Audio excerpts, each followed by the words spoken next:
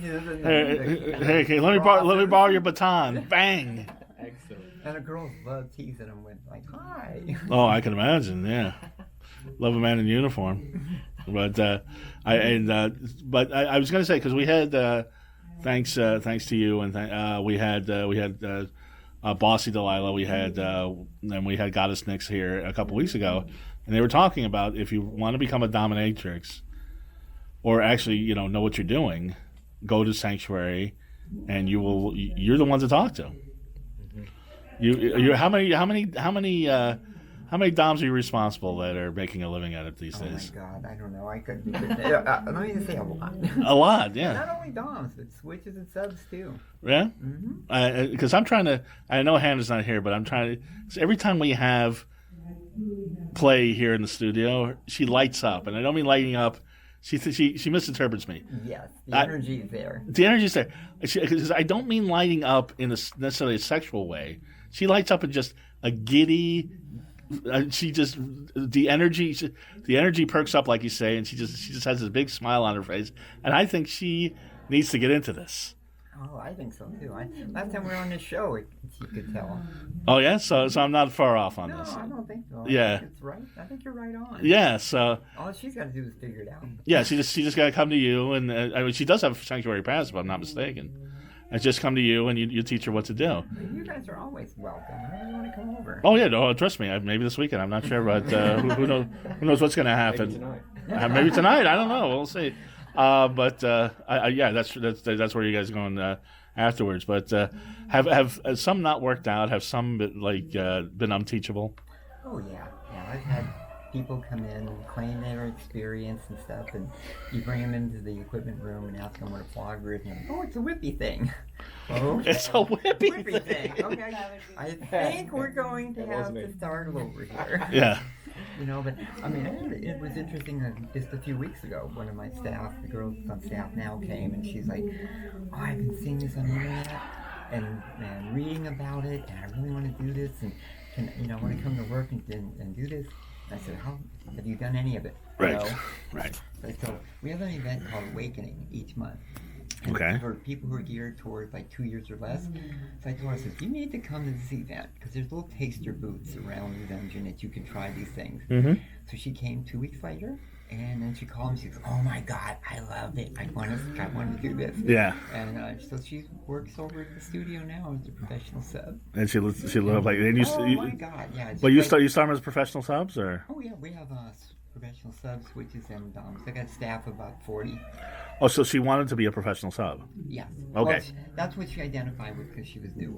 Okay. It's if you got to know a little bit about it, get some training, because with clients that come see us, we need to be confident that we're not going to harm them. We can hurt them, but we don't want to harm them. No, yes. And some of them can't leave marks, so you need to know the technique. And we're professionals, so we know how to do it safely. Oh yeah. And we can hurt people without harming them. And yes, that's a good way to put it. Mm-hmm. Well, I'm not sure what you guys are doing over there, and you guys are going to Sanctuary tonight, I'm sure. Yeah. Parenting skills. What was that? You harm them, but you don't hurt them. No, I said we want to hurt them, not harm them. Okay, Yeah. I like that. That's this might come in handy in parenting. I'm gonna get them downstairs at the Globe down into the dungeon. Oh, I can't wait to. I They're can't not wait. gonna get out. I can't wait. I can't wait to see this. But At the end of the night, probably. I'm my mind's wandering. I'm thinking of somebody that just kind of would come in thinking they're all hardcore and they think they know what they're doing, and you set them straight like right away, and they end up being groveling at your feet. And that's happened. Yeah, I can imagine. We did, yeah. Oh, tell me about that. That's very interesting. Actually, it was amazing. It was the end of the week. Was it? Mm-hmm. Yeah, it was at Pride. It was sort of like the last Erotic day. city. Everyone was just tired. It was hot. We were just sitting on the couch. I remember they had the areas where they were being whipped. Yes. And one of the women who was doing it, she was tired, and you took over. Oh my gosh! She opened her bag. Yes. Remember that one whip with the sparkly? Oh yeah. Oh my! She took it out, and it was like whoa. Yes. I was shocked, and it was technique. I mean, it was like you could tell it was just the tip of that whip, and it was just touching the skin, and you could see their body was just moving in ways that I don't think they ever knew that they could. I was just sitting there shocked, and when you sat down and I said, "You're a magician, how did you do that? true. What were you doing?" And that was incredible. Yeah. That was, you were like, I you can imagine just that. knew that okay, this is not her first rodeo. She's done exactly. this before. Oh yeah. And it was the power and the energy that came yeah. off Mistress Cyan. Suddenly she springs in like it was like a jaguar. It was like Yeah. suddenly she's uncoiled.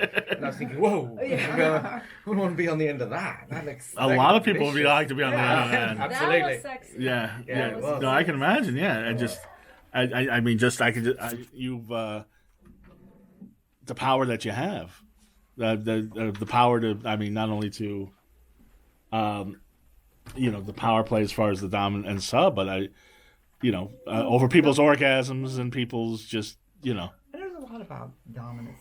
Dominance is something that you can't learn. Right. Dominance is something you can develop. You can teach somebody how to dominate, but Mm-hmm. you can't really teach dominance. It kind of comes to you. I think you either have it or you don't. And it's not about like yelling at somebody or being abusive to someone. Sure. I think it's about the respect that you get Mm-hmm. and the integrity that you have, that people come and respect the dominance that comes with that. In some respects, if you are yelling and trying to be dominant, you're not really doing it. I think you're trying to sell yourself on Right. who you are. Every time I see somebody doing that, I look at it as more that they're trying to be domineering than dominant, Right. and and I wonder who they're trying to convince, me or themselves. That's what I'm saying. Yeah, because if you gotta, you like that, and it's like, either she likes it or he likes it or you don't.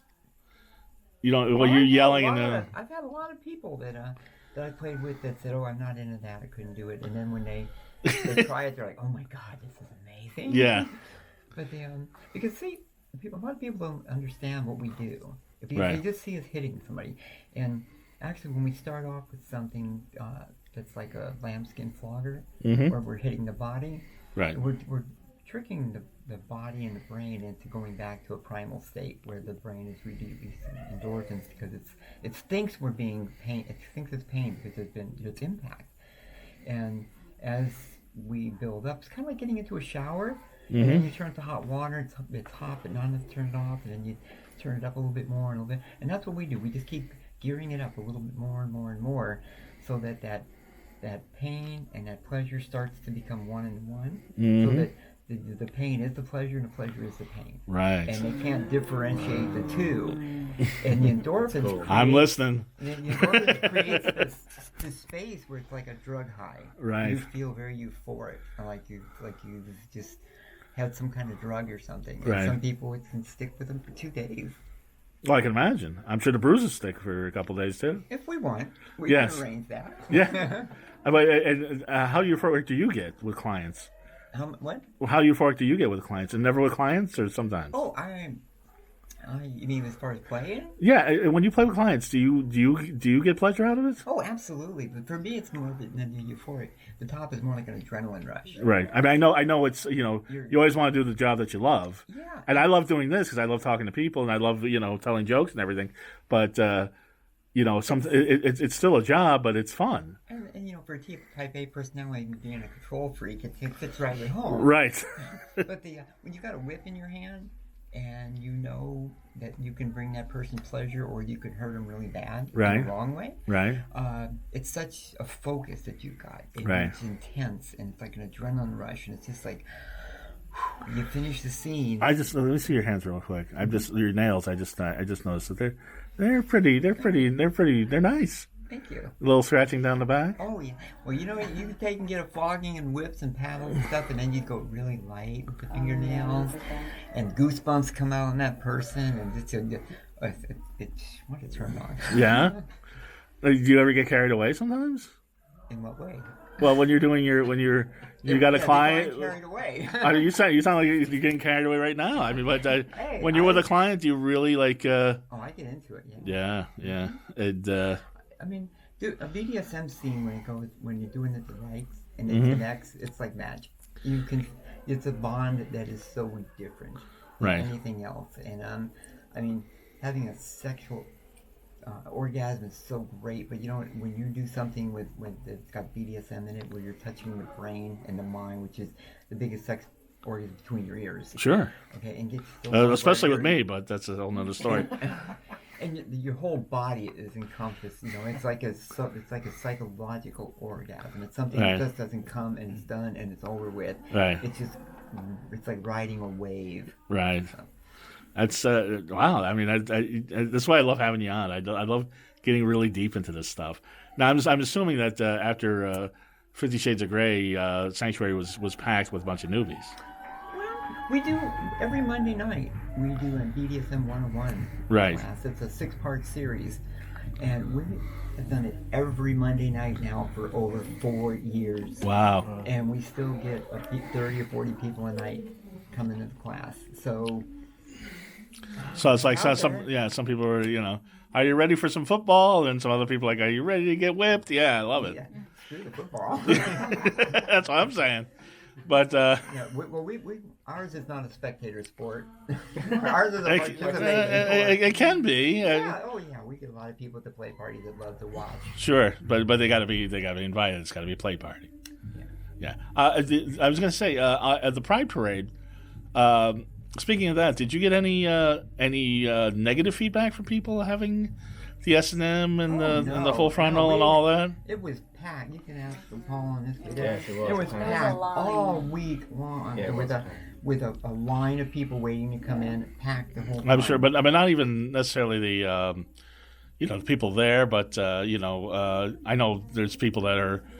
I have no idea why. I mean, I have an idea, but some people are against the concept of Pride Parade, period. But then you put S&M in there, and some people are like, well, you want to take the, that's just one stereotype and that type of thing. You didn't get any of that. Oh, I'm sure that Any Christians or Republicans or log cabin people or anything? they were in there getting whipped too. Okay. So tell me what separates Torture Garden from the other clubs. What's Well, that's a very interesting and intense question. I think what we're trying to do, as I said, we're firstly it's going to be an umbrella event, so it's a range of some of the best international fetish performers from around the world. We're flying in David Wood from Torture Garden, who's going to be playing his last DJ set as a Torture Garden director. We've got Katrina. the last DJ set? What? Yeah, he's moving on to Pastors New in New York, and Okay. he's no longer with Torture Garden in London, although I think he's still going to be working in New York. We've got Katrina Lillewall, who's an amazing aerial performer. She's coming in from London. Oh wow! We've got. So it's going to have a very English flair, very British flair. It does, but we also have people from Italy. We have Marco, who's an amazing. International European performer, flair. Yeah, we have everyone from Europe, from Los Angeles. I mean, Right. From Paris, yeah. Isqui knows more about the performers than I do, but I know that we're going to have how many, 10 odd DJs, there's 15 odd performers, we have installations all around the event, we have Coven of Ashes who are going to be doing an amazing ritual that they do. I think it's blood and sacrifice ritual they're going to be Embrace doing. chaos. Embrace Embrace Chaos, of Chaos, course, yeah. our amazing friends who've been working the last 2 or 3 months on an amazing suspension show. Right. We have Well, you had me at blood. I mean, I'm there, but Yeah. and we have all our compadres like Danny from Sex Cells is going to be there. We Yeah. have Damask there.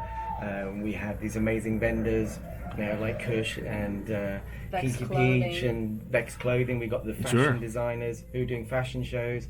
Vex Clothing, who's housed people like Nicki Minaj and Miley Yeah, Cyrus, I think. Bazaar Fetish Couture are going to be a fashion show. yeah, who knows? Maybe Latex Miley might show up fashion herself. Who Exactly. knows? Yeah. Exactly, and we have got intimations that there might be some celebrities turning up on the night. Yeah. But that's not really what people are there for. People are there for Exactly. the fun, for the play. Exactly. If there's a celebrity there, big deal. It's LA. We see them all the time. Exactly, and so not only are you going to have these amazing performances from kind of 10:30 till 2:30, almost back to back every 15 minutes.